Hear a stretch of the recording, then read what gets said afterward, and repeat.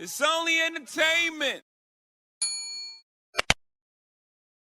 Welcome back to The Talking Hedge. I'm Josh Kincaid, capital markets analyst and host of your cannabis business podcast. We are at MJ BizCon. This is day one. I'm here with James Yee. He's with Leaf Trade.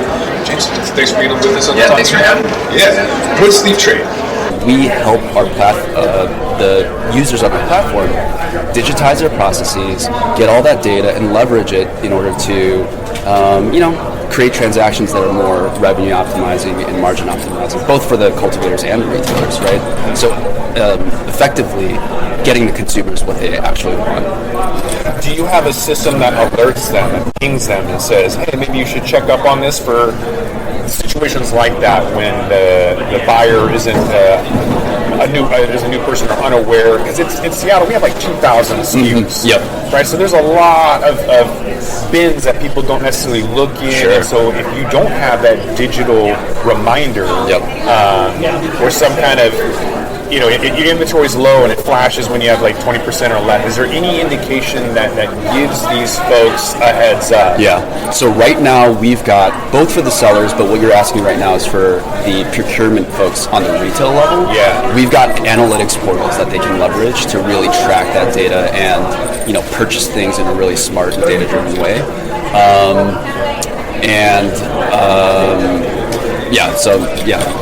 What's the ROI on that? Do you have any data or stats to back up improved or increased sales as a result of those types of reminders? Like, are they selling more because they're on the system because they're aware that the inventory is low and or gone? Mm-hmm. Yeah, there is a lot of ROI on it. Basically, a lot of the transactions that are happening right now are on the location level, procurement folks just kind of anecdotally making these purchases. And so, with the analytics portal, they're able to see like the SKUs that are selling well and the SKUs that they should, remove from their shelves, discount it, get it out of there so that they can get more valuable products in there. So those are all the kinds of things that they can track using the analytics portal. I'm curious about like East Coast, West Coast, or emerging markets, and I don't know if you could call them like legacy markets, but the older markets on the West Coast. Are you noticing a difference in purchasing behavior? Have you ever been able to see, maybe Arizona wants more vape pens because they're conservative, Washington wants more pre-rolls because we just don't care? Where's the consumer behavior differences within the platform that you're able to see? Yeah, I think that obviously with the way that cannabis is in this country, each state you have to really look at it like its own standalone market. So there are a lot of nuances. General trends that we see though are in the East, where it's newer markets that are limited supply markets. You're seeing transaction sizes, baskets really, that are like massive, right? On the West Coast, it's a little bit smaller and more frequent, right? And a lot more players in the market, right? But in terms of SKU popularity and stuff like that, obviously like flower is always king, right? There's just a lot of general things that you look at the data and go, we kind of knew that, right? It is surprising though. I mean, the bud tenders I ask every time I go into the store, it's still like 90-some% of the bud tenders because I'm presuming that they like concentrates because they're young. Yes. Yeah. Like that's my fault for assuming, but yet they surprise me every time because they're like flower. Yeah. California, I think, is kind of a leader, and they're about 40% market. Is that kind of roughly what you're seeing taking hold? Is like this 40% market share? Of the national market share? On flower? Yeah. I'd say 30 to 40%. Interesting. Right. And then the other nuances is going to be like kind of based on whether they're conservative or they understand the product, or inferring from the data. Why are these places different? Sorry, I'm just trying to track the question. Yeah, I don't even know what the question was. So, it happens here sometimes. When you're looking at different states, why do those numbers change? Yeah.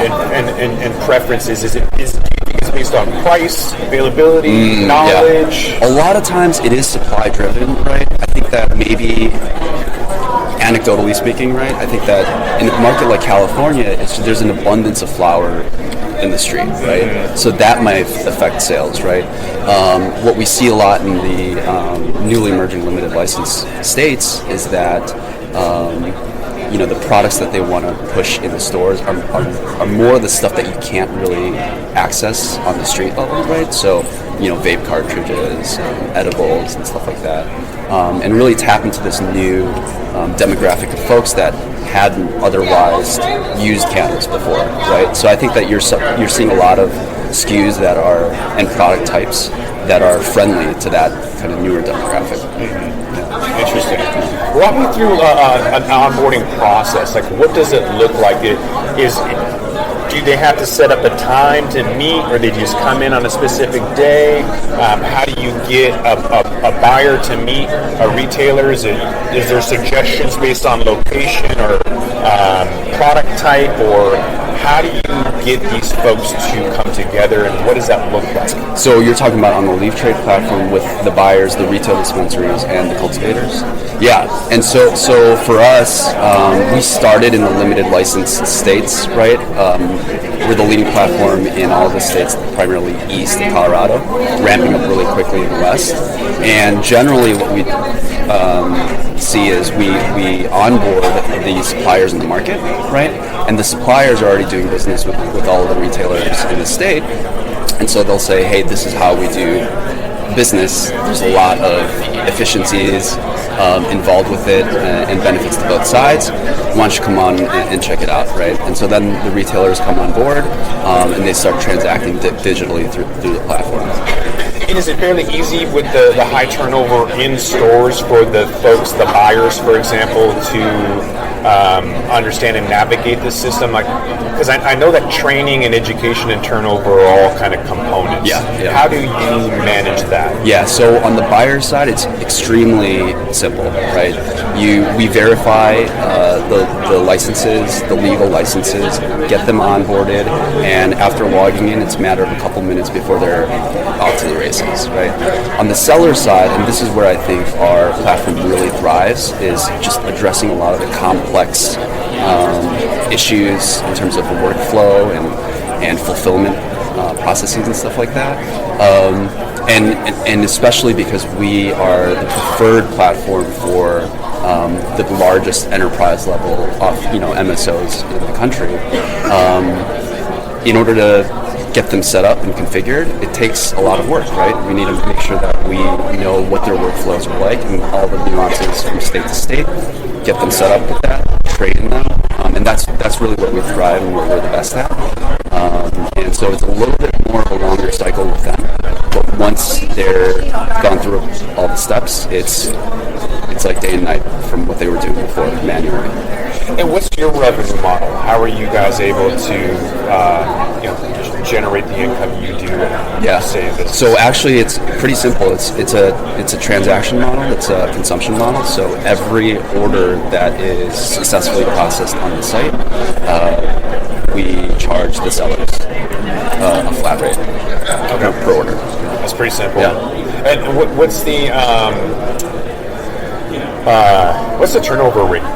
People tend to, when they find it, they like it, they stick around, or? Yeah, actually one of the stats that we're extremely proud of is since we launched in January 2017, we've had a near zero churn rate. Oh, wow. Yeah, and I think that's a testament to kind of our product and people focus and really addressing really, really complex challenges, right? So, I mean, the platform is really sticky in that way. Everybody in the organization, our client organization, gets really embedded into all of their workflow processes on the platform. And so, knock on wood, we maintain that stat. Yeah.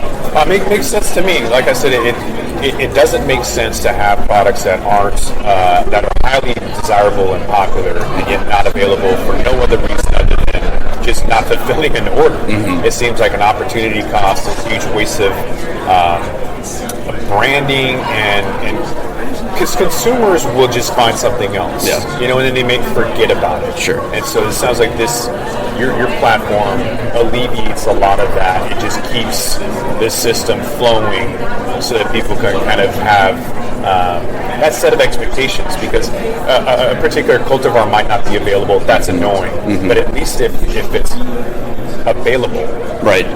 That's Right. I think stage one that Yeah. we need to kind of eliminate is not having that availability Yeah. for no other reason other than just not making a call. Yeah, no, I think in the simplest sense, our platform is the place where the buyers and the sellers, right, the retail dispensaries and the cultivators and brands come to meet, to transact, and do business with each other. And it's, in that sense, it is a marketplace to discover and shop. But we're much more than that, and I think that's really testament to why we've been so successful. It's really addressing the supply chain and fulfillment challenges that our clients have. These really, real complex issues that they have, especially in the nascent industry. So everything from all of their sales cycles they do on our platform, their packaging and fulfillment. A lot of that workflow happens on our platform, and then accounting and finance, right? Yeah. Okay.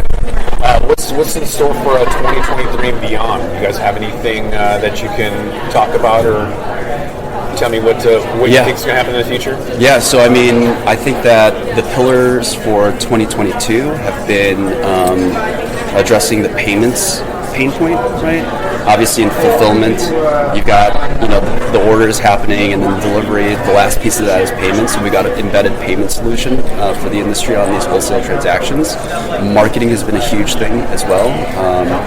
This is literally the platform where all of the licensed players are doing business, right? And so what better channel for brands and cultivators to market and advertise and speak to their customers, right? The retailers. And then obviously analytics is huge, right? People are leveraging our platform for that data-driven decision making, right? And so that's another big thing. We're just in hyper growth mode. Last year we had just over 20 people, and now we have nearly 60 people. So continuing that growth, and then expanding into the West Coast. We've already made huge inroads in states like Arizona and here in Nevada, and continuing that expansion into California, Oregon, Colorado, etc. There's a lot of turnover in the industry, and my shop that's right by my house by SeaTac Airport called Kush 21. They have these 3.5 gram blunt sticks. I'm a huge fan. Yep. And they are always sold out. And the purchaser is always changing. Yeah. And so literally for 5 months there was nothing there, and I'm like, man, are they having spider mite issues? And nope, it was just employee.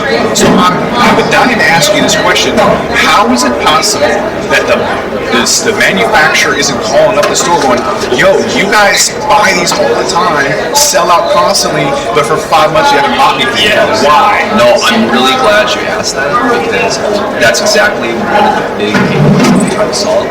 Is there's a lot of anecdotal stuff happening through manual processes, and one of the huge advantages of using a platform like this is being data-driven, right? You've got transactional history, you've got attributes about the store, sales velocity, sales history, and stuff like that. Well, if Kush 21 is listening in Washington State, get a hold of James, because you guys need some help.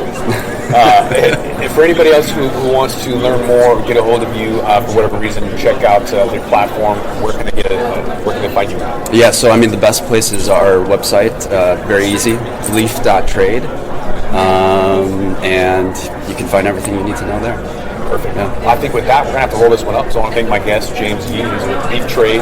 James, thanks again for being on the Talking Thanks so much for having me. Appreciate it. I'm Josh Kincaid. This is the Talking Heads. Don't forget to like, share, and subscribe, or don't. And I'm out. Don't forget to smash that like button on your way out and check out these other videos that we've got.